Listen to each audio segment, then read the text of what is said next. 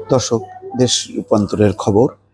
ঢাকা বিশ্ববিদ্যালয়ের সব হলের নিয়ন্ত্রণ হারিয়েছে ছাত্রলীগ। এই খবরে বলা হচ্ছে যে বুধবার 10:30টার দিকে ছাত্রলীগ সর্বশেষ নিয়ন্ত্রণ হারায় সলিমুল্লাহ মুসলিম হল থেকে।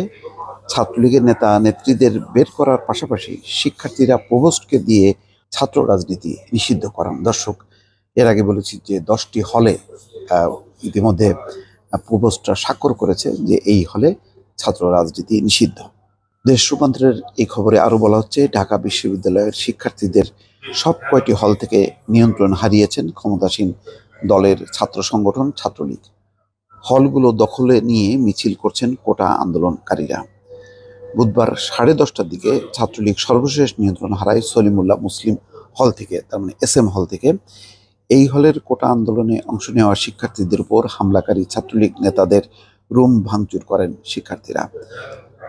নেতারা এ সময় বের হয়ে যান।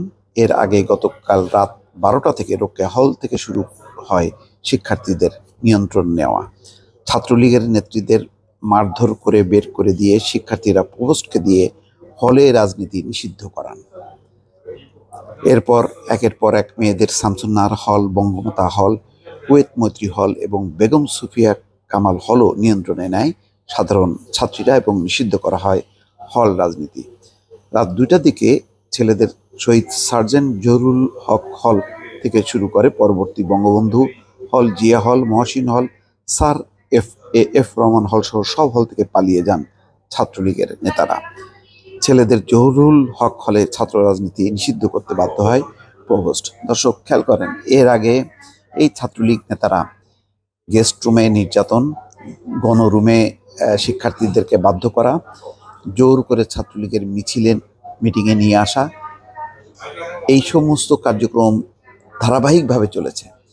বহু প্রতিবাদ হয়েছে। তারা ইচ্ছা মতন তাদের সমর্থিত কেউ না থাকলে তাদেরকে বের করে দেয়া, নানান রকম কার্যক্রম অবারিতভাবে করেছে। কিন্তু এখন সাধারণ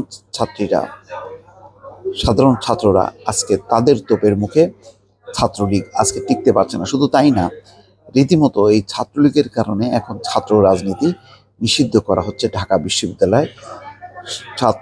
ছাত্রীরা স্বতঃস্ফূর্তভাবে, কেননা তারা রাজনীতির বাইরে এই কোটা আন্দোলনকে পরিচালিত করতে চায়।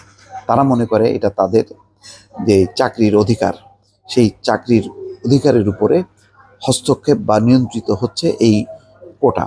সুতরাং এই কোটা সংস্কারের মধ্য দিয়ে তারা তাদের চাকরি, তাদের জীবন জীবিকা, রুজি, ভবিষ্যতের ক্যারিয়ার সবকিছু নিরাপদ করতে চায়।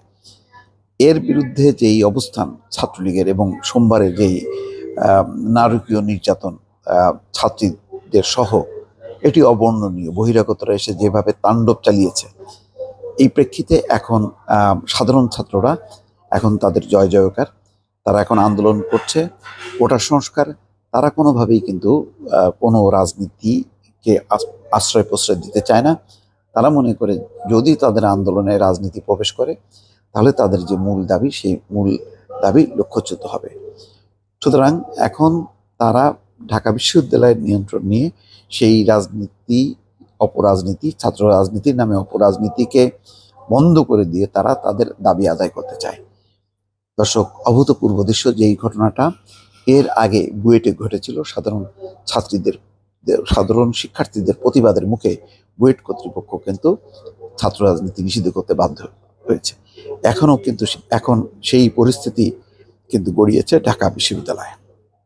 দর্শক, ভালো থাকবেন। আল্লাহ হাফেজ।